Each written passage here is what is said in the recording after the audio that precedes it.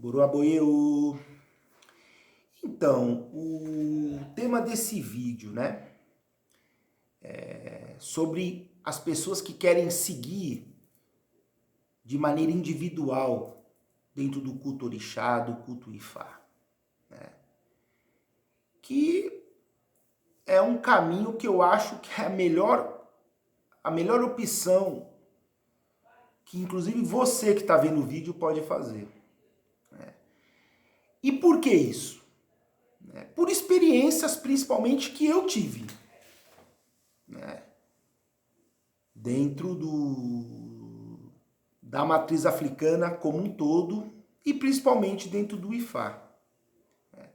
Então, quando eu comecei, né, dentro da matriz africana, foi numa casa do lado brasileiro, né, e uma roça muito grande, com mais de 100 discípulos, né, chamados de filhos de santo. E eu estaria no último da hierarquia da escala, como é o chamado abiã, neófito, né? Aquele que não tem nada. E nem por buri eu tinha passado naquela época.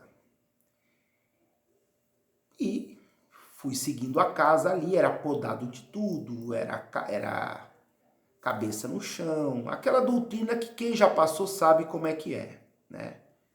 Até para encurtar o vídeo também, não vou nem entrar em detalhes, porque são coisas óbvias de quem tem um pouco de noção. E aí, passado um tempo, eu comecei a me relacionar com uma ebome da casa, que fazia parte de umas 18, 20 pessoas que formavam uma panela, na verdade, né? Que é aquele grupo que toda casa grande tem, que comanda a casa, na verdade. Né? E eles têm o poder, inclusive, de influenciar a própria Yalorixá da casa, como foi o caso. Então eles tinham um poder de tirar pessoas da casa. Quando eles não queriam alguém na casa, eles queimavam a pessoa em todos os sentidos, tá? Tanto espiritualmente quanto materialmente. Punham todo mundo contra a pessoa. Enfim, eles comandavam a casa. E eu, pela questão espiritual, não poderia estar fazendo parte dessa panela, porque nem iniciado eu não era. Eu não conhecia quase nada de orixá, né? E lá não se cultuava ifá, era só orixá. E eu fui tendo muitas portas abertas em todos os sentidos possíveis. Até de entrar dentro da casa da própria Yalorixá, que ninguém quase podia entrar lá dentro. Eu entrava lá dentro, abria a geladeira, fazia café, fazia até comida lá dentro. E até esse grupo falou para mim, olha, não comenta, porque se a roça ficar sabendo, isso vai te trazer problema, porque tem pessoas que estão há anos aqui e nunca nem entraram na casa dela, né? Enfim. E eu sou uma pessoa muito observadora, comecei a perceber que nessas casas grandes, e isso também não descarta o ifá, tá? Eu tô falando do candomblé, mas não descarta o ifá, tá? São cultos de matriz africana e a mentalidade também não diverge muito como as pessoas acham. E o que comanda essas casas, na verdade, não são os interesses do sagrado, né? Se podemos chamar assim. Mas não é o sagrado, tá? São os interesses humanos. Então, se aquele pequeno grupo que comanda a casa, ele não gostar de alguém, por mais que a pessoa espiritualmente seja uma pessoa com boas intenções, honesta, pura, né, queira realmente seguir, ela não vai ter valor nenhum lá dentro, tá? Eles realmente, assim como existe a divisão do Orum para o Ayê, do plano espiritual para o plano físico, em qualquer casa grande isso também existe. Os interesses humanos, eles estão na frente. E o sagrado, ele fica restrito a 20, 30% ali dentro da casa. E aí você imagina o que uma pessoa dessa não vai sofrer lá dentro. Correto? Né? E eu tô tirando isso porque eu vivi isso, como também conheci várias outras casas, tanto do Candomblé quanto do Ifá. E eu vi exatamente a mesma coisa, né? Você vale o quanto você pesa. Seja financeiramente, ou porque você tem uma influência, ou porque você se relaciona com alguém lá dentro, ou como eu já vi casos de estrangeiro que faziam tradução para casa, a casa fazia aqueles movimentos culturais misturado com política, então ele já pesava mais, ele tinha mais valor lá dentro, né? E nessa daí o sagrado, ele fica como último plano. Ninguém quer saber da sua pureza, da sua honestidade e nem do seu sagrado. O que vale é o que você pesa lá dentro, o que você interessa lá dentro. Então, são os interesses humanos egoístas, tá? Quem tem vivência na religião, acredito que não vai me contestar, né? Porque eu estou dando um papo bem reto e bem verdadeiro, né? E eu estimulo as pessoas a seguirem individualmente, né? Contrariando um monte de interesses aí, até de amigos meus, né? Que acham que isso é egoísmo. Mas só que egoísmo são as pessoas que usam do sagrado para manipular pessoas com boa intenção. Esse é o pior egoísmo. Porque o que prevalece nessas casas é justamente o egoísmo, né? E, enfim, quando as pessoas estão nesse meio, elas se enquadram naquela máfia, naquela panela, aquela cúpula que se instalou numa casa, e muitas vezes também tem que fazer a mesma coisa com o dirigente, sacerdote ou sacerdotisa, seja babalorixá, seja babalaô, não importa. O título sacerdotal não importa, né? Todas essas casas caminham sempre na mesma direção. Se essa pessoa não fizer isso, de conseguir lidar, ela fica excluída e começa a ser maltratada dentro da casa, entendeu? Tratada com desprezo, tratada com arrogância, e ela começa a ficar naquela situação. Aí você imagina uma pessoa dessa, por exemplo, com o seu odubó numa casa dessa, né? Que tem aqueles quartos coletivos dos assentamentos. Como eu já vi vários casos, e quem tá vendo sabe que não é mentira. Se a pessoa colocar uma moeda, um pedaço de ouro no assentamento dela, alguém vai lá e pega. Então, ela não pode nem cuidar do seu assentamento, do seu santuário com carinho. E também, se não pegarem, isso vai criar uma inveja. Porque a grande maioria que está no coletivo não está lá pelo sagrado, está por interesses humanos.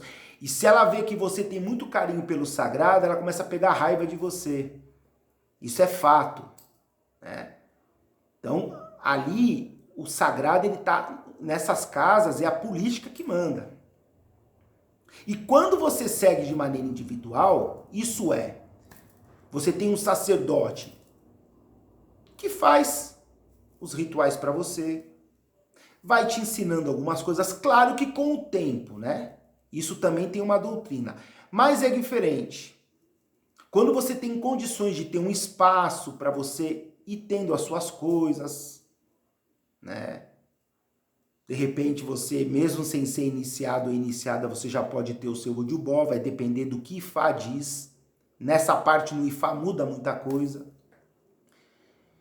Então a sua vida começa a caminhar melhor, foi o que aconteceu comigo. Quando eu passei para o Ifá, eu comecei a ter um caminho muito mais individual. E aí eu comecei a ver realmente resultados. Comecei a ver a espiritualidade agir, né? Coisa que no meio dessas casas grandes, as pessoas ficam até desacreditadas. Então eu falo isso pelo que eu vivi e pelas pessoas que me procuram para fazer consulta, principalmente, e na consulta as pessoas desabafam, que é normal, né? Uma consulta de 40 minutos, a pessoa vai falar várias coisas, tá? E eu aconselho sim a pessoa buscar o máximo da individualidade, né? Ela investir o seu lado financeiro, porque todo mundo sabe que a religião e o lado financeiro, eles andam juntos. Não tem como você passar por um ritual, por um bori, por um ebó, sem condições financeiras. Isso não tem como. Até como aqui ou como qualquer casa, tem água, luz, né? Tem outros gastos dentro de uma ilê axé, ou que seja de uma roça. Então, o dinheiro é inevitável nesse ponto. Né? Pode ver que ele assim é visto dentro de uma igreja, dentro de outros cultos também. Né? Enfim, então isso é fato. E a pessoa, ela buscando o individual, ela vai tendo as suas magias individuais, ela vai tendo os seus ojubós num espaço onde só ela ou pessoas de confiança dela têm acesso. Né? Ela vai realmente adentrando ao sagrado. Né? E a individualidade dela, o destino dela sendo respeitado, coisa que não é respeitado no meio do coletivo. Tá? Então, por que a individualidade é o que determina? Porque você tem, mesmo que você não seja iniciado dentro do Ifá, mas você tem o seu destino, né? Você tem um caminho de Odu que está regendo, no mínimo regendo a sua vida. Você tem seu Eledá, né? Você tem toda a sua parte individual que, na maioria das vezes, ela é barrada, ela é bloqueada, ela é sabotada no meio do coletivo. Porque o que o coletivo tem a oferecer? Vamos ser sinceros. Festas públicas, festa do santo tal, ou então festivais como no Ifá acontecem, que se reúne um monte de gente que a grande maioria ali não está querendo o seu bem.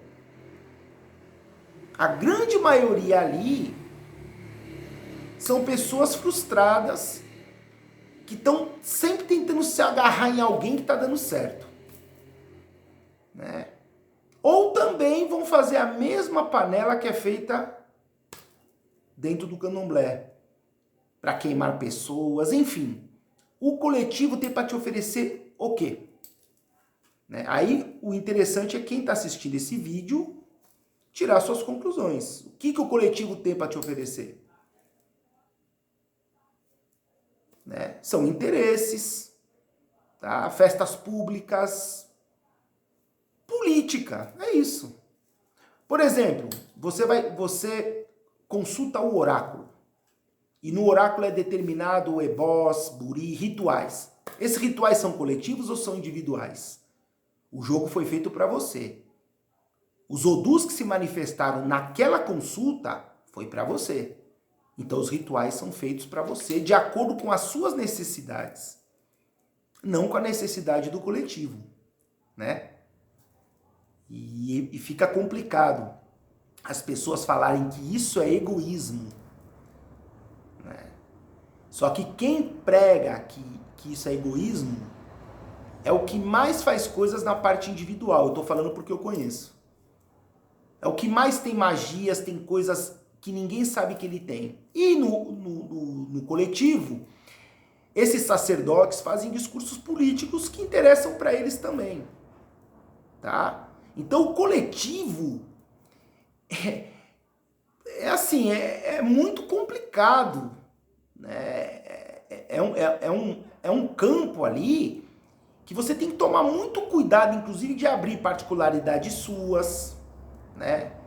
Muitas vezes você está precisando desabafar, aquele desabafo seu ele vira fofoca dentro de uma roça. Tá? Então o que o coletivo tem para te oferecer? O culto, na minha visão, tá? E eu falo isso botando sempre a minha cara, não uso o nome de ninguém. Tá? O coletivo, ele é político. O que te dá caminho é a individualidade. As suas graduações, o seu desenvolvimento é no individual. É através de consulta, rituais, aprendizados, a sua doutrina com o seu sacerdote. Tá? E muitas vezes você também vai fazer parte do coletivo. Eu não estou dizendo aqui que você tenha que se excluir do coletivo, não. Mas você não pode ter o coletivo como meta, né? Como referência, como eles pregam, tá? Como essas grandes famílias pregam. Porque isso é só uma política, isso não vai te dar caminho, tá? Então essa é a minha visão que eu tenho, eu sou muito transparente com o que eu acho do culto, tá? O coletivo, ele é muito complicado, existem pessoas que estão há anos servindo o coletivo, tá? E quando você conversa com elas numa consulta, elas desabafam coisas que até você nem imagina, que elas não era isso que elas queriam, que as coisas não andam, entre diversas outras coisas, até piores, né? E que aí elas precisam muitas vezes pagar, contribuir numa festa ou num festival, sendo que esse dinheiro ela poderia juntar para fazer as coisas dela, ela tá tendo que juntar 500, R$ 1.000 para poder contribuir numa festa. E dentro dessa festa você vê que a preocupação da casa é fazer bonito para os outros, agradar os convidados. E a sua espiritualidade fica onde nisso? Fica como segundo, terceiro plano, se não ficar para mais. E esse investimento você poderia estar juntando e fazendo as suas coisas, né? Você poderia estar se estruturando com as suas coisas pessoais. É que isso sim é inteligente, é objetivo, né? Você ter as suas magias, o seu sabão, os seus pós, os seus ojubós, né? Os seus cadernos de anotação, os seus estudos pessoais. E o coletivo, ali é só uma comemoração, uma confraternização que você vai participar. Tá? Porque o coletivo não está preocupado, tá, com os seus objetivos, nem com a sua vida. O coletivo ele está preocupado no que você tem ali para agregar com o interesse deles. Se você não tiver, você não vai valer nada. Tá? E eu digo aqui, inclusive, dentro de uma maneira invertida. Porque eu fui privilegiado no coletivo, né, com a pessoa que eu me relacionava. Mas isso é uma coisa, eu sou grato a essa pessoa até hoje, porém, não podemos dividir. Eu tenho um pouco de inteligência para saber que o privilégio que eu tive não tem nada a ver com o sagrado. Ali era questão de relacionamento. O que isso tem a ver com o sagrado? Não tem nada a ver. Né? E outras pessoas ali que estavam fervorosamente buscando o sagrado e foram jogadas ali de escanteio, ou foram simplesmente usadas, ou como o caso de pessoas que eu conheci, que dentro do candomblé, essas pessoas, né, enfim, pela visão dela, orixá, aquela pessoa, o santo dela é Ogum, o orixá dela, como é o meu também, né? E por ser desse orixá, essa pessoa era encarregada de despachar todo tipo de ebó da casa, de clientes da casa, que tinha uma mata lá perto, uma pessoa ia para lá. E essa pessoa veio desabafar comigo, dizendo que toda vez que ela fazia um despacho, ela passava mal, não conseguia dormir, tinha que tomar remédio. E eu falei para a pessoa, olha, você está mexendo com carrego. Você está despachando um monte de carrego de energias negativas que foram tirados dos outros. E isso... Ah, mas as ebumes da casa e a Lorixá disseram por eu ser de Ogum, eu não pego o carrego. Aí eu falei para ele, olha, cara, eu não te aconselho você continuar. Né? Aí ele inclusive saiu da casa, se afastou da casa, não comentou nada que eu falei com ele, mas como uma pessoa do orixá Ogum não pega carrego? Isso não existe, né? Isso é uma... Chega a ser uma ilusão isso. Né? A energia não quer saber que orixá que você é. Nisso o Ifá é muito mais objetivo. Tá? Você pode ser do orixá que for. Nós do IFA estamos sempre nos cuidando, nos limpando, tá? Você pode ter um babalaô aí muito antigo, que tem uma estrutura espiritual muito forte, ele vai estar se limpando e sempre com cautela, para ele não ficar em BIM negativo, não pegar carrego. Tá, eu estou usando aqui, gente, um linguajar bem fácil de entender, né? Então tô falando de uma maneira aqui que até um leigo entende o que eu estou dizendo. Porque senão começa a falar em palavras muito difíceis, tudo em Yorubá, né? Tem momentos para isso. Então o momento aqui, tem muitas pessoas leigas também que veem os nossos vídeos, né? Então você vê que isso não existe. Ou isso era uma manipulação da casa, pouco se importando com a vida daquela pessoa, porque a pessoa ia reclamar que toda vez que ela despachava os ebós da casa, que era um latão, e eles iam juntando um carrego em cima do outro, um ebó em cima do outro. Aí a pessoa pegava aquele latão e levava para a mata. E como é que ela tá blindada por ela ser de determinado orixá? Isso é uma ilusão, ou manipulação, né? Se essa pessoa continuasse lá, imagina onde é que ela não ia parar. Então, na minha visão, ela estava sendo manipulada, porque as pessoas da casa sabiam, né, que ela precisava passar por limpezas e ter certas proteções, conhecer certas rezas ou fós para poder estar despachando aquilo, não do jeito que era. E era uma pessoa, inclusive, que nem iniciada não era, né? Então isso é um dos fatos que, inclusive, eu presenciei, que eu percebi que o coletivo, você tem que tomar muito cuidado com o coletivo, né? Então, eu prego a individualidade, tá? Eu acho que nós temos que interagir com o coletivo. Eu mesmo, quando eu vejo que é caminho, eu participo de um festival, de uma festa, né? A gente vai confraternizar com os amigos, mas o coletivo é isso aí pra mim, tá? Eu que não esteja todo dia aqui na minha doutrina com o Ifá, com o Orixá, tá? Mas também quem não é sacerdote, que não tem a sua interação individual, que vocês vão ver o que acontece, né? E principalmente para quem passou por iniciação. O seu compromisso com o sagrado é seu, não é do coletivo, tá? Axé.